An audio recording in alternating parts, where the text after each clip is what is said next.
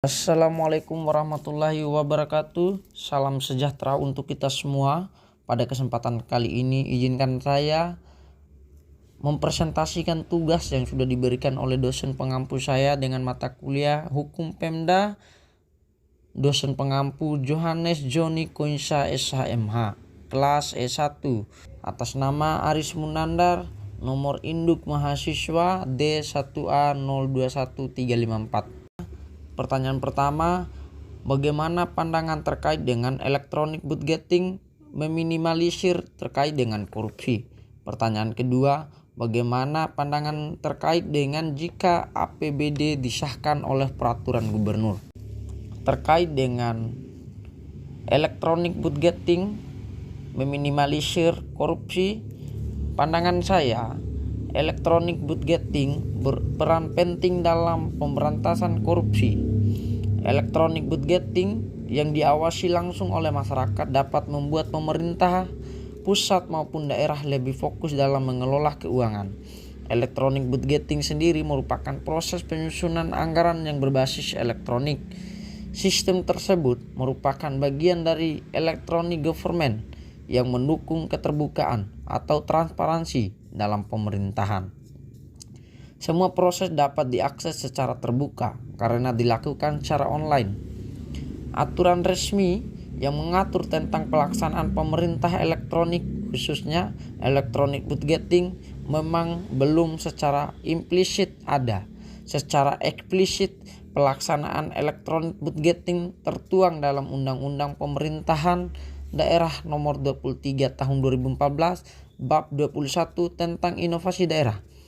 Lebih rinci lagi, semangat dalam inovasi daerah tersebut dijelaskan dalam pasal 386 ayat 1 bahwa dalam rangka peningkatan kinerja penyelenggara pemerintah daerah dapat melakukan inovasi.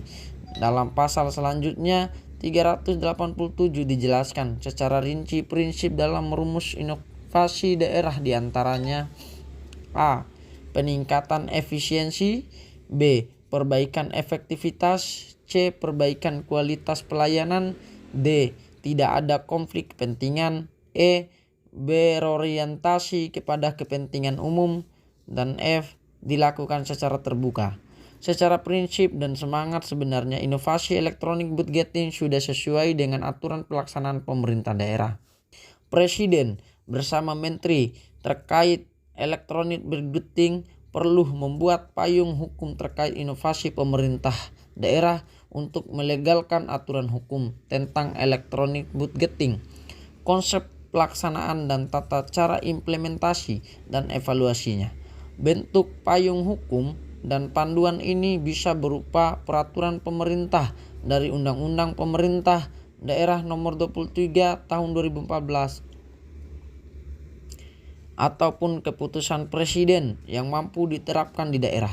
Secara global, dalam visi pemerintahan masa depan, presiden juga perlu cepat mengeluarkan regulasi elektronik budgeting dan electronic government secara nasional agar pemerintah pusat dan daerah siap dalam menyosong masyarakat ekonomi Asia.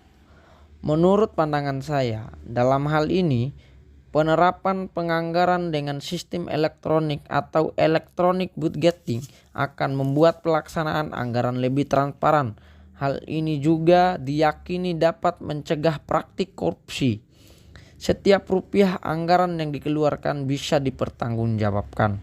Budgeting memiliki beberapa keunggulan, diantaranya yaitu lebih hemat waktu dalam pelaksanaan penyelenggaraan pemerintahan, lebih hemat biaya, dan ramah lingkungan karena tidak lagi harus melampirkan dokumen-dokumen yang banyak dalam proses pengelolaan keuangannya.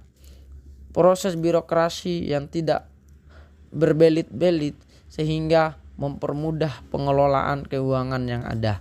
Kemudian dengan diberlakukannya aplikasi elektronik Village budgeting dapat mencegah terjadinya tindak pidana korupsi. Bentuk pencegahannya adalah dengan menghilangkan faktor-faktor yang dapat memicu terjadinya tindak pidana korupsi. Pertanyaan kedua, bagaimana pandangan kalian?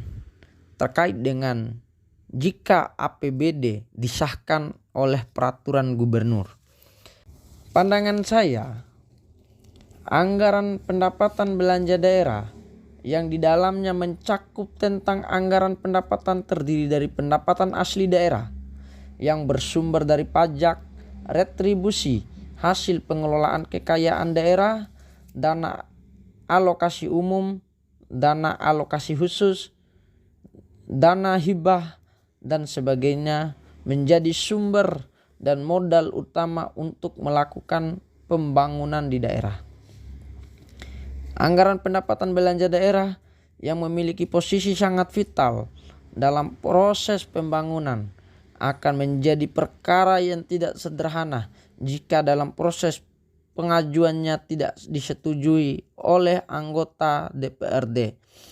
Proses pembangunan daerah perlu sebuah perencanaan yang dihitung secara matang selama 1 tahun dan perlu dievaluasi pemanfaatannya sebagai salah satu bentuk laporan pertanggungjawaban pengelolaan keuangan terhadap masyarakat.